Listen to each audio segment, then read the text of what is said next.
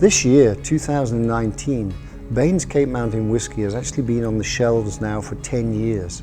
But the story didn't start there. The story actually started 20 years ago.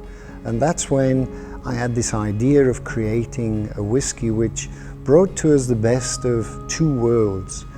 In the late 1990s, Irish whiskey and American bourbons were starting to come back to South Africa, and they became very popular.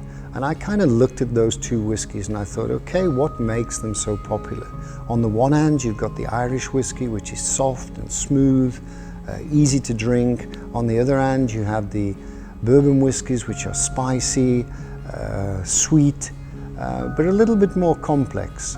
So I thought, how could I get the best of those two whiskey worlds? So I decided to go with a grain spirit, something which wasn't necessarily the fashion back then.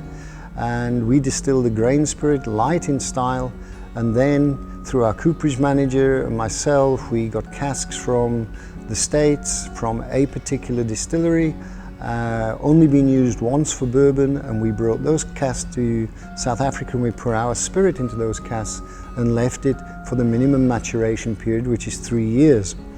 I was then expecting after 3 years my eureka moment that this whiskey would now be exactly what I envisaged. And because of our climate here in South Africa being a lot warmer than our Northern Hemisphere colleagues, we tend to get a lot of interaction during that maturation period between the wood, the atmosphere and the spirit. It just takes place at an accelerated pace, so we're losing about 4.5 to 5% per year to the Angel share against the 1.5 to 2% in Scotland.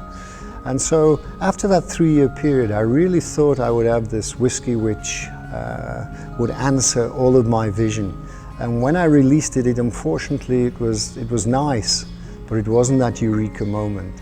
So we took the really unusual step of purchasing a second set of these first fill ex-bourbon casks, bringing them back across to South Africa, and then putting our whiskey, instead of into a bottle, putting it back into these casks for a further period of time, which at the end gave us this beautiful spirit which has these soft, sweet vanilla toffee notes, and then on the taste you've got this sweet, spicy cinnamon notes starting to come through with a beautiful, soft, warm mouthfeel.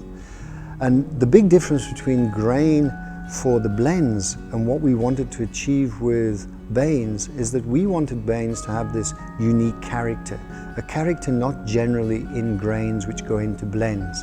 You would generally in a grain whiskey for a blend use an older cask, because all you're wanting the grain whiskey to do there is soften down the complexity of the malt, creating this drink accessible to a wider audience, where specifically from day one we had a vision of how we wanted to see Bain's Cape Mountain Whisky.